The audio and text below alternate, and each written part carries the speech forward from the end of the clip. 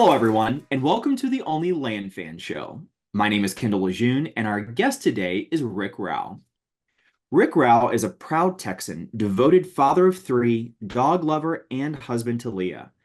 With an impressive 25 years of experience in development and construction, Rick made a bold move 16 months ago, leaving the corporate world to start his own land business. His focus is on subdivides, entitlements, value adds, and consulting. Rick also has a passion for helping others scale and grow their businesses. Rick, thanks so much for joining us. How are you today? I'm doing great, Kendall. Thanks for having me. Yeah, I'm so glad to have you back on the show. We've had you once before and we had so much great response. I said, listen, we need to get you back on the show to talk about these subdivides and the types of deals that you're doing. And so today you're talking about Beyond the Flip, navigating the real path to wealth and land. Can't wait to dive into that with you. But for those of us who don't know you, can you introduce yourself a little bit? Let us know about your background and how did you get to starting your own business focusing on these subdivides? Sure. I appreciate the introduction. I'm so grateful to be here and be a part of the Only Land Fans Network. It's a real pleasure to be back with all you guys again. And to your point, we have quite a few things to cover today with subdivides. Yeah, my background, I started in construction in 1997 to date myself a little bit. I was in college on a sports scholarship. I got hurt and was trying to figure out what I was going to do with my life. Went and spent a summer with my dad, who was managing a hotel project at the time. He was a superintendent. And my job was really just like the gopher, running errands, go get this, go get that, sweep the floors, keep the site cleaned up.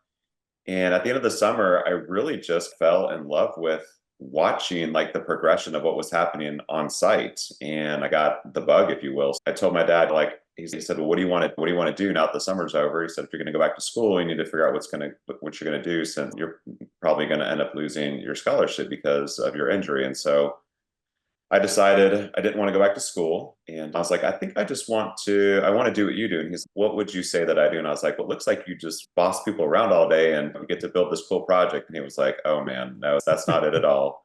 Got me straightened out on that. And so I literally started out in the field sweeping floors. And I did that for about 6 months and then just started working my way up through the field. I spent 8 years in the field. By the time I was done in the field, I had completed several hotels, restaurants, some shopping center complexes. And so I got moved into the office and kind of took that real world experience and applied it in the office setting and quickly moved up through the ranks in the office. And like you touched on earlier, so I spent about 25 years in that industry. And before I left, I was at a VP director of construction role and just really lost the passion, didn't have the fire or the desire to be in that space anymore.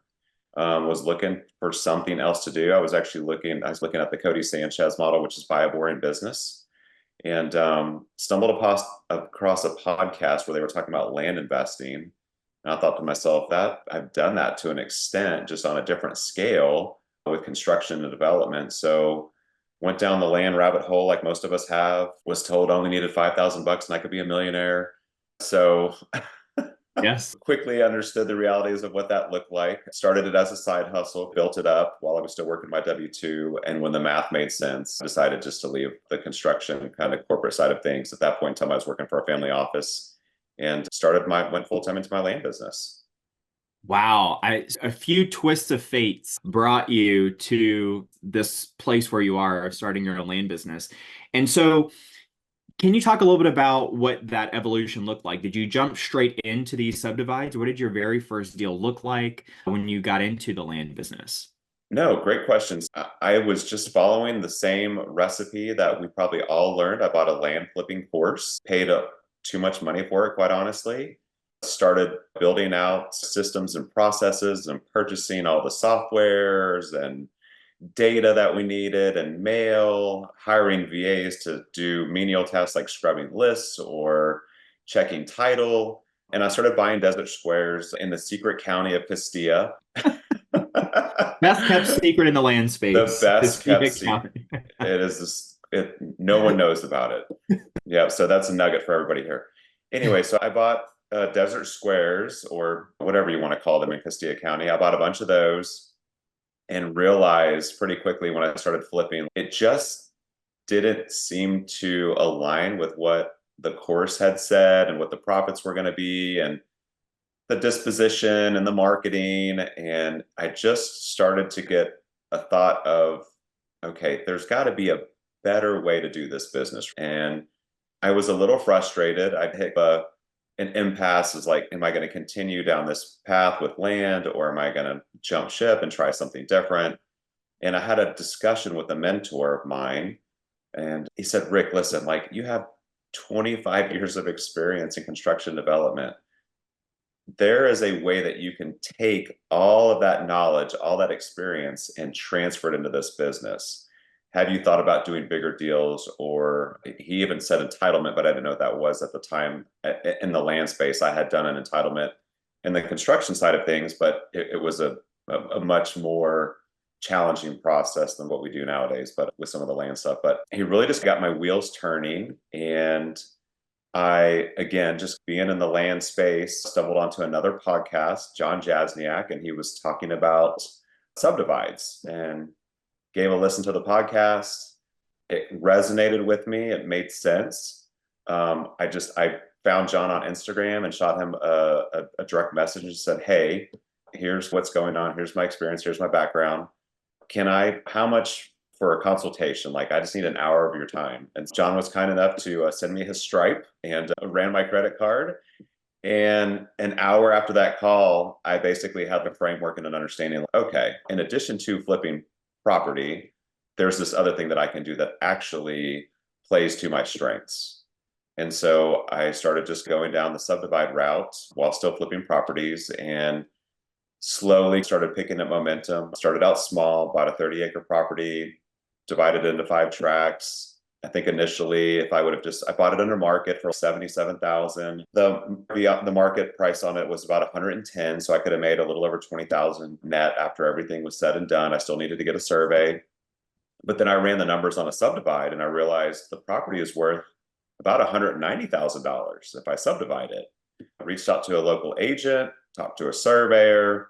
They basically confirmed what my thoughts were, my thesis was that I had formed. And I was off to the races after that, man. That was the turning point. That was my aha moment. Yeah, unlocking additional 80K in a land deal just from changing how you approach it using that subdivide value add strategy. So love that. John, fantastic guy, had him on the show. Really good stuff there. I want to take Super you guy. back to Yeah. For sure, for sure. So I want to take you back to when you first heard when your mentor said, listen, you could be doing subdivides, and you hadn't really done anything like that yet. What was going through your mind when when your mentor brought that up? He told me to look into, he basically just told me to take a step back and look at how I could take this 25 years of experience and parlay that into the land business, because he felt like that there was a lot of continuity between the two of them. I know the answer, but I want you to figure this out for yourself. He's already know the path for you, but I think you'd be better served if you just chase this down yourself and try to figure it out for yourself. So I did that, and I just did some basic research, honestly. And it was just really just that one podcast and having that one call with John, and it just got the wheels turning. I did also sign up for John's course and jumped into his community, and that also helped connect some of the dots. But very quickly, I started to realize that there's nothing complicated about this process. It's really just a different framework. You're still in the land space. And I tell people this all the time. It's similar to when we first took the course and we were finally going to go find and buy that first piece of property, get it under contract, negotiate with the seller, buy the property, go through the whole marketing process, the dispo side. We didn't know what we were doing. It was foreign. It was unfamiliar. It was uncomfortable. And it's the same thing with subdividing. You just are learning a different strategy in the land space. And it's really just a checklist of things that you go through to get you to that point where you start to build confidence. And just like with anything, like you get your reps in, it starts to get easier. You start to want to take on bigger challenges. You start to raise the bar for yourself, if you will. And that's really what's happened for me. I went from 16 months, we bought a little under $2 million and we've generated $3.6 million in equity and profits. Wow. Wow, that's incredible. So, can you talk a little bit about what are some of the biggest differences between traditional land flipping, like many of us are comfortable with, and your approach to subdivides? A lot of it is relative because location is very important. What is the market telling you? So market analysis. I'm a big proponent of looking at sell-through rate. So I like to look at the aggregate overall, how many lots are for sale in a market, what is sold in the past 6 months. We used to look at 12, but now it's 6. Things are tightening up, obviously, because the market is a little bit tougher now. And then I lean heavily personally on realtors, brokers, surveyors, and try to get a better understanding of what's happening in the market. And I think that is really a lot of the same tools that we use for land flipping. It really is the same approach and strategy in a sense. The only difference is that you might be looking for a little bit of a larger piece of property and then looking at what is the market demand so that you can take that parent tract and break it down into smaller tracts that are more affordable. You're creating a market that may not even be there. You're opening up your buyer pool, and there's more margin, there's more profitability, and honestly, the strategies are very similar. I think that the main difference is that you're bringing a couple more, people on board in terms of key players to help you execute the subdivide, which is a surveyor, which most of us still need a surveyor on just a flip. You might need a soil scientist if a perk test is required by the jurisdiction. You're going to want to clean the property up. So I would hope that most of us, if we are buying properties that are maybe overgrown or have heavy underbrush, we're probably doing some bush hogging or mowing or just general cleanup as it is. A lot of that transfers. And you could really take it up a notch if you want to, and you could cut paths in, you can open up build sites so that your potential buyers have at least a vision for the property when they get there. You can put gravel roads in, you can extend utilities like power, water. It just depends on what is the market telling you, what is the demand and the need, and then what is the math telling you, what is your budget, and then what does your profit margin look like? Yeah, that's great. I love that. And I definitely want to dig into the nuts and bolts in just a minute. But you said something that sort of resonated with me a little bit earlier, where you said you looked at how you were flipping land in your business and you said there's got to be a better way to do this business. Can you dive into that a little bit more and tell us what were some of those pain points that you were having that made you say there's got to be a better way? What were you experiencing in your land flip business? I think just like probably with most of us, and maybe I am only speaking to a handful, but I feel like I'm speaking to a broader audience here. But I think the promise of what we thought the profit margins were going to be on these flips um, is probably not as real. It's not realistic.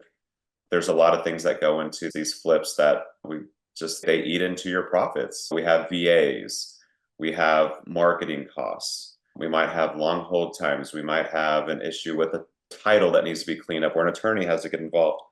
And I think for me, what I just started to understand was like when I started to pencil it out and look at how many desert squares, like in Castilla County, I would have to flip to make 6 figures, which would be consistent with what I was making in my other job. It just seemed a little overwhelming, quite honestly. And I thought to myself, and the other part of it too is like that price point on those properties is a different buyer, it's a different avatar. And I thought if this business is really scalable, then you got to push the boundaries a little bit. You've got to go after bigger properties with higher margins. There's probably a little bit more risk involved, but with risk comes reward. We've heard that saying before.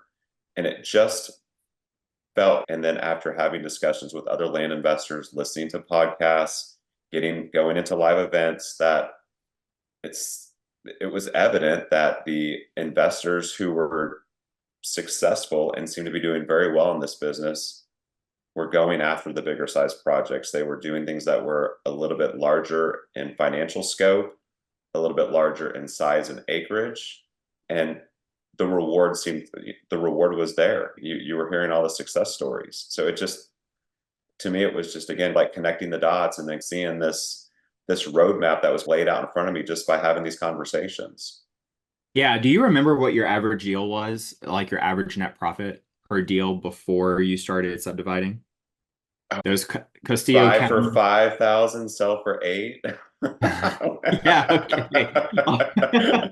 So you were hitting the jackpot, 3 grand net profit minus all of the operating expenses, right? Plus your marketing and all that good stuff. So yeah, it would Right. that would take a little bit of time to get to that 6-figure mark, I would And imagine.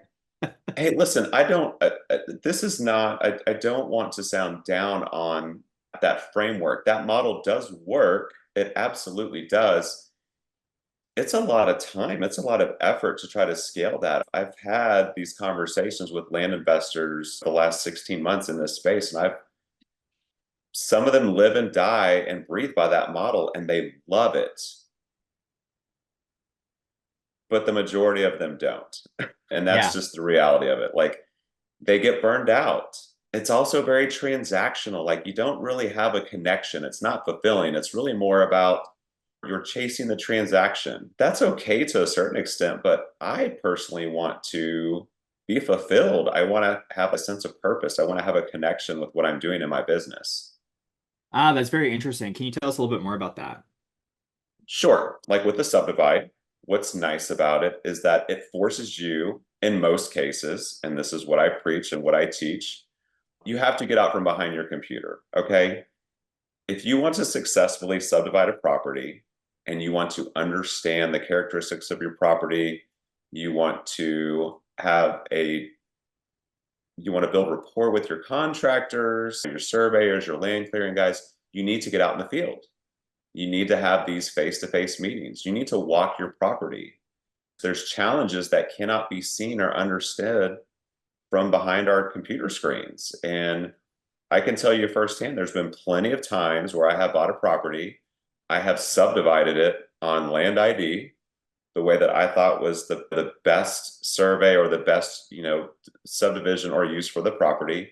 And you get on property and you can only see what you can see. And there are certain challenges, whether it's access, it could be grade and slope, it could be topography, it could be an easement issue, it could be where are the power poles on the road. There's so many things that affect how you lay this property out, but also too getting out into the field and walking your property, you just have a sense of purpose. You really connect with the property. And I would say it's a little bit sweeter when you finish the subdivide. Like, you feel like you've accomplished something versus just a flip. Not to say that, you can't be fulfilled doing flips, because you can, but I've done both and I can tell you which one is more fulfilling and lasting, and it's the subdivides. Nice. So when you say subdivide, for those that may be listening to this and are thinking, what do you mean by subdivide? Is it just a paper subdivide? Are you actually cutting roads? Are you building out neighborhoods? Are you just making large tracts? Talk to us a little bit about specifically what types of subdivides and how deep do you go into the development of the project? Man, that's a loaded question, Kendall. There's levels to subdivides. Okay. Yes, to your point, you could just buy 20 acres and you could go by whatever the state subdivide, I'm sorry, what the state plat exemption is. And maybe you just want to cut a property in two and replat it, record it, and stick it back in the market. That is a strategy that works, of course. I like to do value add, which means that we will buy the property.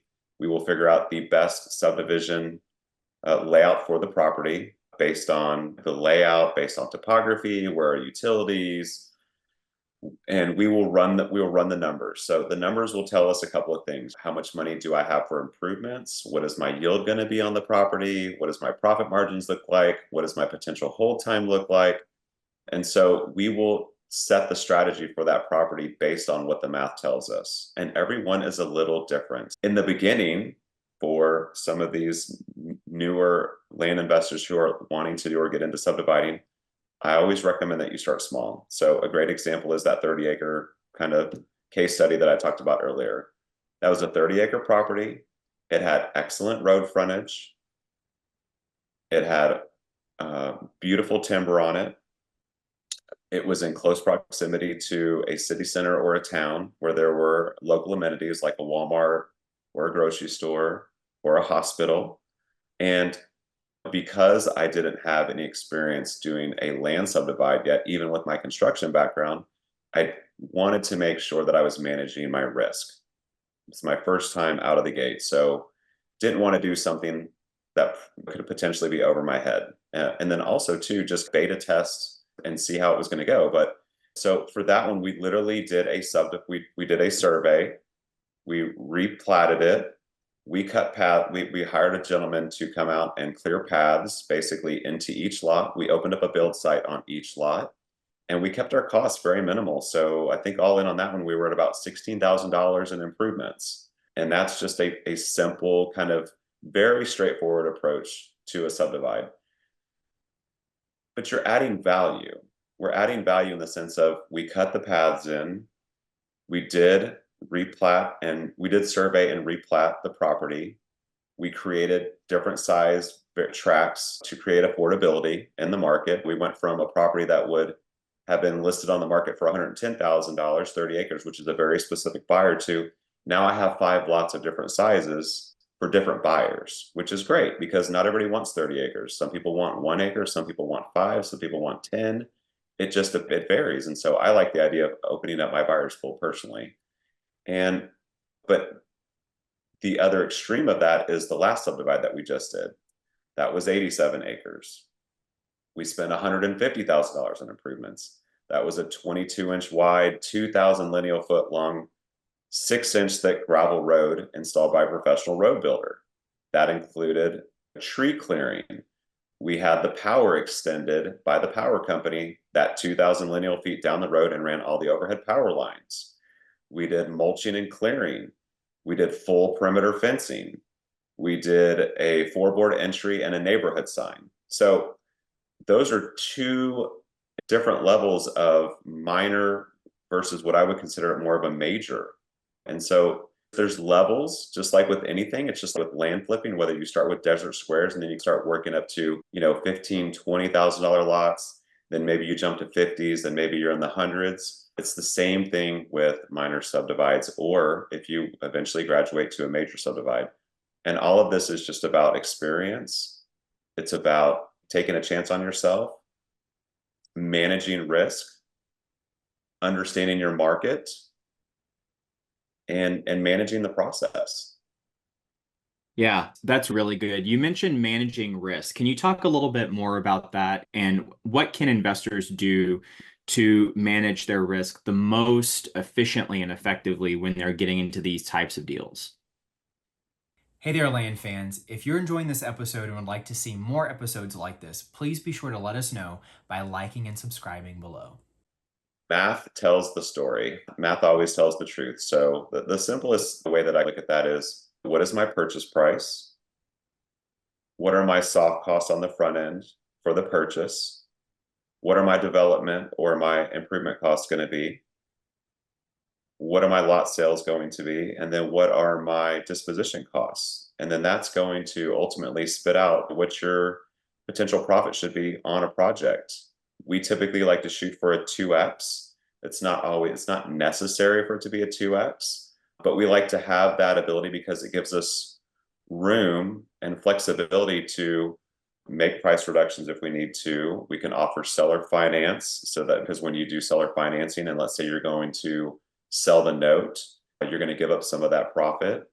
But math is the key. And so Callan and I are teaching a masterclass on Monday, and that's one of the things that we talk about is how to underwrite a property and how to underwrite a project properly.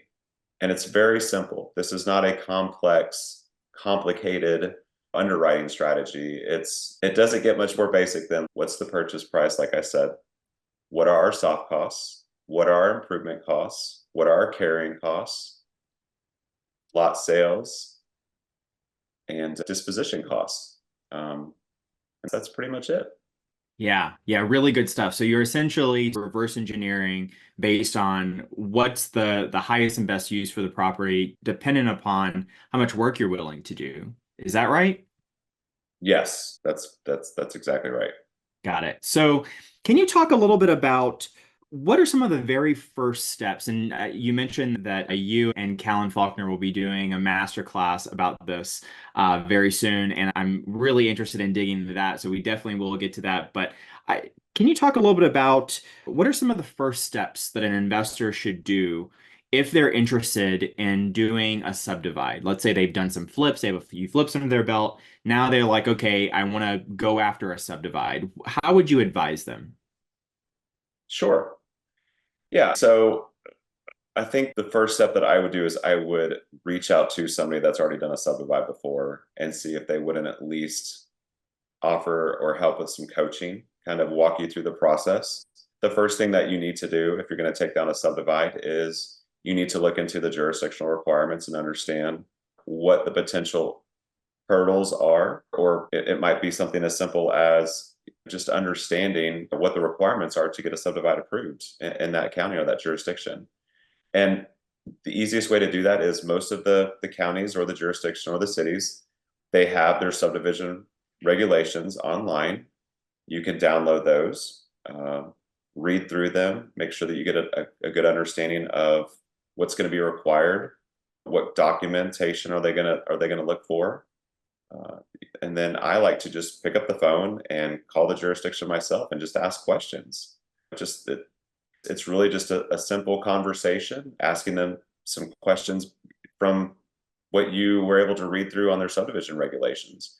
Another strategy that I use for that is like the surveyor. I'll call and talk to local surveyors because surveyors are the ones that are plugged in and know firsthand what is required and what the process is and the timeline in to go through a subdivision in that county or that city. And they're a great resource. Yeah, that's really good advice. For someone that's listening to this and they're like, listen, I understand the whole idea, the concept around buy a big piece of property, cut it into smaller pieces, drive the price per acre up, and now I have a value add. But it's not as simple as just there are regulations that you have to follow. Can you talk a little bit more about what some of these jurisdictional regulations are that you've run into in your career so far? Sure. And I think the thing that I want to talk about with regulations or requirements is they're there for a purpose. There's reason for them. And I would say 90%, not even 90, it's more than that, probably 98% of the time, as long as you're within those guidelines, you're going to get approved. But yeah, so what are some of those regulations? It could be what is the required amount of road frontage for each lot, if it's on a county maintained road or if it's a private road. They may want you to do a water study depending on if there's water, but that's a situation that we have here in Texas currently. So you may have to do a water study to show that there is water available if the buyer at some point wants to drill a well. They might want we have some projects that we've done in Virginia where if it's under a certain acreage size, you have to perk the property. And the reason for that is because if somebody comes in and they want to build a home, you want to make sure that the soil can accept a septic system. And that's a couple of probably the more simple, straightforward. I would say that those are probably the main ones that I run into, quite honestly. Yeah, that's really good. I also love the piece of advice that you shared about get in with local surveyors. These are people that are actively doing these things, these types of deals and subdivides in that area. I'm sure those people are wealths of information. Absolutely. That's something I talk about quite actively is a surveyor is going to be the key to your subdivide. They are the quarterback. They are going to be plugged into the jurisdiction. When you have that conversation with the surveyor, you want, in terms of building confidence for yourself, you want to hear them talk about people on first name basis down at the county. Maybe it's Betty Sue or Bobby Joe in planning. So that'll be a big giveaway right away that they're plugged in, they know what's going on. They also will be able to point you in the right direction in terms of other local contractors that they might work with, clearing contractors, road builders, the power company. To me, that's It's the first person that I look for as my main resource is the surveyor. And really, they are going to be your kind of go-to and your quarterback during the process. You're not overthinking this process. It's pretty straightforward. And again, if you just get the right people on the bus or on the team, if you will, the process kind of plays itself out. Like I said before, and I think that people are they get apprehensive or they're concerned about, I don't have experience. This sounds very complicated. You've got 25 years of experience. It doesn't matter. Like none of that matters. This is really about learning a new skill set, getting your reps in, having conversations, building a team, and just executing a process. Like it doesn't get much simpler than that. And it's amazing because once you've done one or two of these, you'll have your own light bulb moment. And it's amazing because of the other opportunities that kind of open up through this process. And then you really start to even stretch yourself and you're like, oh, okay, all right, 30 acres, let's go for 100. That's just the next step. It's a progression and you will get there. Everybody gets there. And again, too, I think, Kendall, you've been in this longer than I have, but it's just interesting. I've seen it just in the last 18 months where there were a lot of people in the space that were doing flips that are now doing subdivides. They're now doing entitlement deals because they saw the value in adding this strategy to their business. They're building long-term businesses. This isn't like a get-rich-quick scheme for them. It's fun too. It really is fun.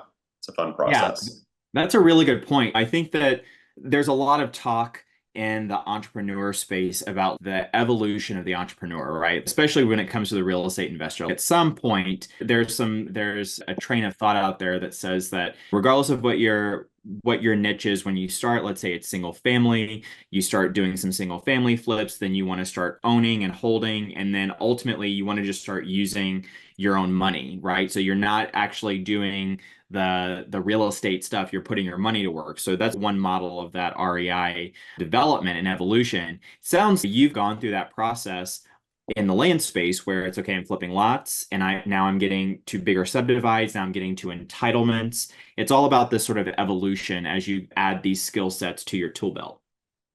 Yes. And I think too is something that I want to hit home for a lot of people is this does not replace your land flipping business. The exit on a subdivide is a longer play. You are going to have to be a little bit more patient in some cases to realize and see your profits. Keep flipping land. You need capital coming in and out of your business on a consistent basis. Don't forget about what your bread and butter is. Don't forget about the foundation that built your business. Continue to flip land.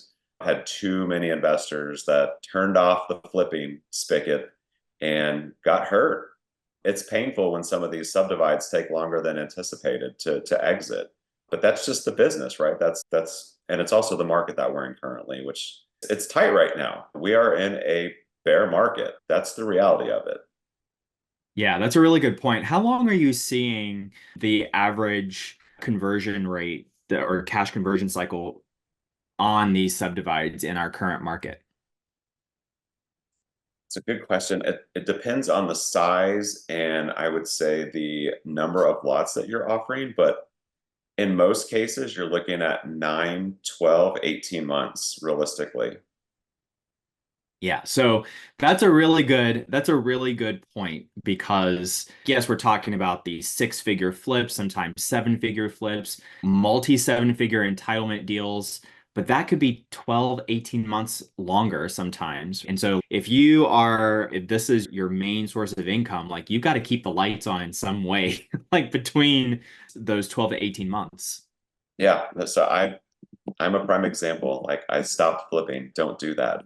Yeah. I ended up burning through a bunch of cash reserves. Like that's painful. Like that, what you don't want to be doing is sitting around waiting for a subdivide to sell out when you could have just kept flipping while you're still working on subdivides. This is a very easy strategy to implement into your flipping business. Again, like I said earlier, they go hand in hand. You're already looking for property, whether it's on market, off market. you're already looking at different strategies and different exits for that property. This is just another strategy and another exit that you're adding to your tool belt that you talked about earlier, Kendall. And it's nice because it really can shift your business in a lot of ways when those properties, when those lots start to sell and those profits start to come in, especially if you have a fully functioning flipping business, because now you're just compounding capital in your business. And that really allows you to some bigger risk and go after some bigger deals. You have like kind of these, I like to call them like these little windfalls. Yeah, that's great. I love that. I love that. All right, so we've talked about subdividing. We talked about the concept. If someone's listening to this and you know what, I'm sold, let's do this. I want to add subdivides into my business model. I know that I need to start. One of the first things to do is I need to reach out to these, just find out what the different jurisdictional requirements are, maybe find a local surveyor. How do I find the deal? How do you go about finding the deal? Great question. Yeah, full transparency on my side. Like most of my deals have been on market deals. I have two of our deals were off market, but the majority of them have been on market deals. You can find them through mail, through cold calling, through texting, whatever your strategy is in terms of your marketing on the acquisition side. But MLS is also another strategy on market stuff. So again, for me, it's about what I like to do is when we're looking at a market is I like to look at the sell-through rate first. I like to understand what is trading in the market and then have those conversations with realtors and brokers. And that's a simple conversation of, hey, I'm working in your market. You could say that you're a land investor. You could say you're a land developer, whatever you think is going to play the best. And just tell them, I'm looking for somebody to represent me on the buy and sell side. Here's my buy box. Here's what I'm looking for. Can you tell me what is happening in the market right now? What are people buying? What's the demand? With that demand, what are the improvements that people are wanting? What do people want to see on the value add side when they go to buy a piece of property? The more valuable that we can make the property, the better off we're going to be. Anybody can buy, like I said earlier, a 20-acre property, break it into 2 tracts and just stick it back on the market, but you didn't really do anything to add value. You forced appreciation, but you didn't add any value. So Yeah. You mentioned buy box. Can you talk a little bit about what is your buy box? I know that it probably changes depending upon the market and depending upon what the market demand is, but do you have what's your typical criteria that you look at when you're looking at these properties? it's changed in the last 6 months. It used to be 100-acre and above tracts. We're not focused on that as much anymore. We've actually shrank that down. We're looking at 30 to 80 acres. And a big piece of that is because of the market right now. It's tight. Margins have shrank. Sellers, in a lot of cases, still have kind of the aspirations of what people paid during COVID for property. Those days are gone, but the hangover is still here. We're still fighting through that. Kendall, I'm sure that's one of your pain points, is unrealistic, expectations of what their property value is. All day. Yeah. Wholesalers calling and making 1 and 2, 3 times market price offers, just those fun things. But yeah, so our strategy is value add and being able to offer multiple size tracks without saturating the market or watering down our own product. That's where we're at right now. And that shift is really because hold time is expensive when you borrow money. In our case, and this may not be for everybody, but these purchases are above 6 figures and sometimes close to 7 figures. So we sometimes have debt or equity partners. And so to mitigate that risk in terms of hold time and interest, and then also just exiting the property, we've shrunk our buy box down in terms of the acreage size, and we're really focusing on value add and the amount of tracts or properties that we're putting on the market at one time. Yeah, so you mentioned sell-through rate earlier. Is there a sell-through rate that you like to see? What's your rule of thumb when it comes to sell-through rate? We like to see a 0.8 or higher, honestly. I know most people say 1 and above, and of course, yes, I would agree. But again, I think when you're looking at a sell-through rate, if you're looking at a mixed bag of properties, that's where kind of that 0.8 comes in for us. You could have a sell-through rate of a 2.0 on 1 to 2 acre tracts, but then you slide that scale up to 10 to 20 acre tracts, and it could be a 0.5. So For us, it's an overall average, and we'll get a little bit more granular. We'll break it down. So we'll look at a sell-through rate for an entire market, and we'll look at all size ranges, and then we'll start breaking that down in smaller ranges as well, just so that we can understand what the market is saying in terms of what is selling. And then that will even drive our subdivide plan. That's great. And so if someone's listening to this and they're like, how do you calculate a sell-through rate? What's your approach to doing that? Yes, this is not mine. I think Seth Williams, REI tipster, I got this from him, and I know that everybody uses this. So it's a pretty simple equation. It's properties sold versus what's listed divided by what's listed on the market.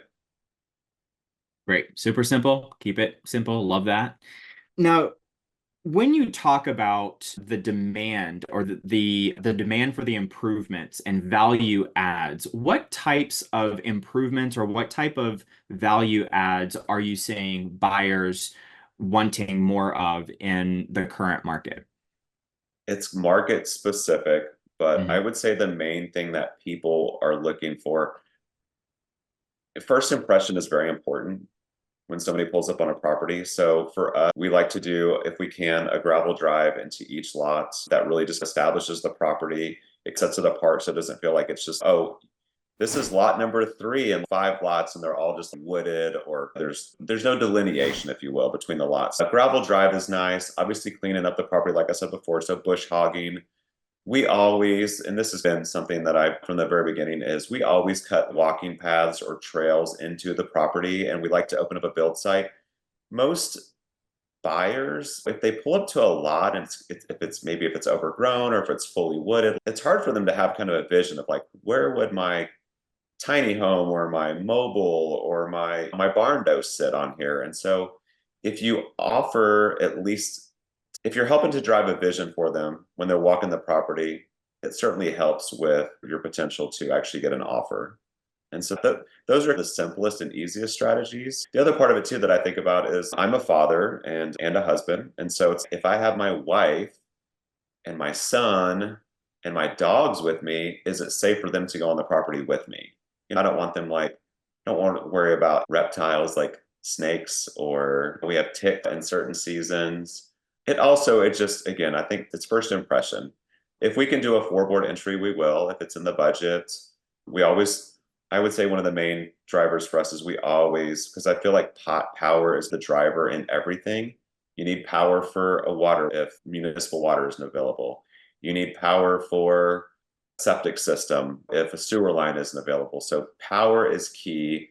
If you can get municipal water, that is great. That is a huge plus. And then of course, cell service and internet. Okay, so that great advice there. I think that when you're talking about imagining it for the end buyers, like the land version of staging a home, right? Like it's a lot easier for people to see, oh, I can imagine my stuff here if I can see other people's stuff here. Does that mean that you are pretty much marketing to end buyers, or are you also marketing to, let's say, like builders and things like that? In this case, we're not marketing to builders. For me, that's more of an entitlement strategy. Not to say that we haven't talked to Clayton Homes, like a mobile home provider before, because we have. We haven't gone down that road yet, quite honestly, Kendall. I haven't with these minor subdivides or even the major one that we did. So I don't really have a good answer for you on that. Yeah, no, I think that you do because like listening to what the end buyer is looking for and what they're responding to, and that's super important to know who you're selling to. That way you can reverse engineer and add the value that those people are looking for. So that's fantastic. So, Rick, can you talk a little bit about some of the key players that are involved in these subdivide deals? You mentioned having key players earlier, obviously a local surveyor. Who are some other key players that you like to bring on into a subdivide deal? Yes, surveyor is number one. Road clearing, clearing or a road building contractor. Sometimes those are one and the same. Talk to the local power consultant and try to understand what their requirements are in terms of easements for overhead power for doing that, or underground. Fencing contractor for doing 5-wire fencing or 4-board entry or 4-board perimeter fencing. And for us, that's the main key players. Excellent. And so jumping over to financing, because you did mention financing earlier, if someone is listening to this and they say, listen, the reason why I do these flips of buy for 10, sell for 15 or 13 or whatever it is because that's what I can afford to buy. What would you say to people that are hesitant to jump into doing subdivides because of these larger purchase prices of six figures, sometimes seven figures? If you have a solid plan for the property and you've underwritten it and it has the margins that we talked about earlier, which is a 2x or in that range, you'll be able to find the money. The money is out there. It's everywhere in this land space. There is no shortage of lenders in the land space. And if you don't think that you know how to find that money, somebody else does. So it's all about your network, having conversations. Hey, somebody recently, like in the Only Land Fans group, hey, Kendall, I have this property. I think it's great for a subdivide. I've underwritten it based on conversations that I've had with another subdivide, somebody that's done subdivides. I've got all my costs accounted for. Here's what I think my lot sales are going to be. I've accounted for my carrying costs, my interest, the whole thing that would be in a pro forma. You'll be able to look at that yourself and say, hey, no problem. I'll take this and put this in front of somebody for you. We will be able to find you the money on this. Or maybe that you partner with them or someone like myself or Callan or another land investor. So don't let that stop you. Like, I know that seems to be the biggest barrier to entry on these for most people is that fear of I don't have the money or I won't be able to get the money. You will absolutely be able to find the money. You'll be surprised, and I'm still surprised at how much money is in the land space and just how many lenders there are out there. Yeah, that's really good. If you don't hear anything else from today's conversation, it's don't let the money be a barrier. That's really good stuff. Can you talk about some of the most common mistakes that you see people making when they're trying to do subdivides and it just doesn't work out for them? Yes, underestimating the exit time, like we talked about earlier. These are 9, 12, 18 months exits. So you have to be ready and understand that is just going to be the that's just what it is. Like, it's going to take a little time to move through this process. I'd say another one that I see when some of the coaching, the consulting that I've done is people will take the time and energy to collect all their costs and get all the information up front. Then they will wait to close. And then they will decide, oh, I need to meet with my contractors and I need to go ahead and get things going. And they've lost 60 days. I like to, and I'm a big proponent of, fail to plan to fail. If you're planning on the front end and you're going to subdivide the project or the property, and you've already had these conversations with your contractors, what I like to do and what I recommend is that during the process of closing, which on these, in some cases, could be 60, 90 days, you've already met with your contractors on site, you've already got your pricing, you've already got a plan in place. Have all that ready to go. Have your contracts in place with your contractors or your signed agreements or your proposals or whatever contract you're using with them. And the day that you close, they should be on the property the next day getting started. The idea is to execute your plan as quickly as possible. And in some cases, if you have to go through an approval process, you want to get that survey wrapped up quickly. You want to get the soil scientist on site if that's a requirement. You want to get your water study done because all of that documentation, all the requirements for an approval have to go in and go through the approval process. To me, it's the velocity of money. If you're waiting to start until after you close, you're losing money. So the idea is just as soon as you close, start day one. And that's what I like to do personally. So I will go out and meet with my contractors ahead of time and I will have our plan of action in place. I will have our schedule built out and we're ready to go. Ah, yeah, I love that. Sounds like some of your experience from your construction and development background creeping in here. So A little bit, but yes. So, what would you say is probably the one or two most valuable skills that you have used from your 25 years in construction development that you are now using in this land business, what would you say is the most valuable that you're able to borrow and bleed over into what you're currently doing? When it comes to subdivides and managing people and managing teams, setting expectations and holding people Mm, accountable to those expectations. Communication. I can't beat that drum enough. Don't make assumptions.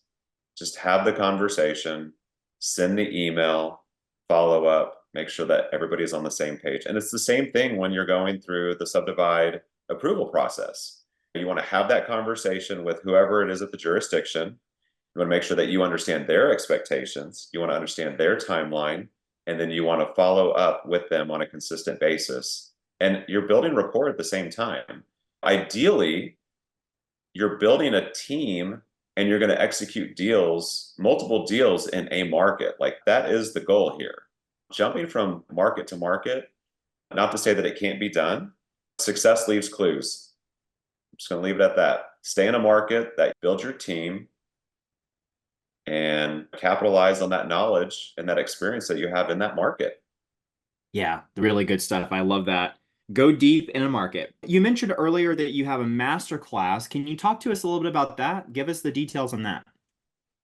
Yeah, this coming Monday, we have Callan and I. So I'm sure a lot of you guys know Callan Faulkner. If you don't, you should. So Callan and I have been working on building out a subdivide masterclass over the last month, and that will be on Monday, which is the 16th. Is that right? I don't even know my Uh, own dates. How terrible is that? that's the 15th. The 15th. Okay, sorry, Nope. the 15th. Tuesday the 16th. It's Tuesday the Callan. 16th. Gotta be here. God, Tues- can't leave you alone for 2 seconds. So it's the Tuesday. Got it. Okay. Tuesday the 16th. And Tuesday the 16th. what will this master class cover? Okay, the master class is going to be a really good overview, and we'll cover the key points and what to expect when you're going to take down your own subdivide. And the idea is that we are going to at least put you on a path and give you a better understanding of, in more detail, what that strategy looks like. Excellent. Really good. And is this free or what's the cost of the master class? The master class is free. Yes, it's free for Oh, I everyone. love that. Free 99. So good. If people are interested in joining this masterclass, going to this free Subdivide masterclass, they can do that at startsubdivides.com. We'll put the link there in the chat. We'll also put it in the show notes. Startsubdivides.com. Can you talk to us a little bit about what you're hoping to help people to do in this Subdivide masterclass and how this is going to help their business? Yeah, absolutely. I want to help people to understand that it's okay to feel like you have to be okay getting uncomfortable when you're going to learn a new skill set. We all have to go through those growing pains, and we are here to help. We have a great community. You will have access to myself and Callan if need be. And we want to make sure that people just have the ability to scale and grow their business as they move and through this entrepreneurship roller coaster, if you will. There's other strategies outside of flipping, and myself and others have experienced some pretty big wins, and we've had a lot of success with this strategy. And I just want to share it with people, and I want to be able to help them understand that this is not a complicated process. It's really about having a framework, having a strategy, going through a checklist, building a team, having conversations, and just executing the plan. Love that. Rick, I know you've done some incredible things. I always love hearing you talk about subdivides. You and I have had many offline conversations about subdivides, and I just love the way that you think about it. So I'm sure that's going to be absolutely incredible masterclass. Add Callan Faulkner to the mix. You can't go wrong with that. So definitely check that out. That's going to be Tuesday, July 16th. Thanks so much, Rick. Thank you, Callan. Thank you for being here as well. Thank you all for the incredible questions. Rick, this has just been absolutely fantastic. I can't imagine how good this workshop is going to be. I know my team is going to be there, and so I'm looking forward to seeing everyone else there as well. See you Tuesday, July 16th at Rick and Callan's Subdivide Masterclass. And also be on the lookout for more content from Only Land Fans. We're continuing to bring you fresh, hot content to help you to grow, scale your business. So looking forward to seeing you in the next one. Until then, take care, be safe, and we'll catch you in the next one. Bye-bye. If you're interested in hearing from other 6- and 7-figure land flippers about how they built and run their businesses, then check out my group, Only Land Fans, where I do a live interview each week inside the group. You can grab that link at the description below. Until then, be great, have a great week, and catch you in the next one.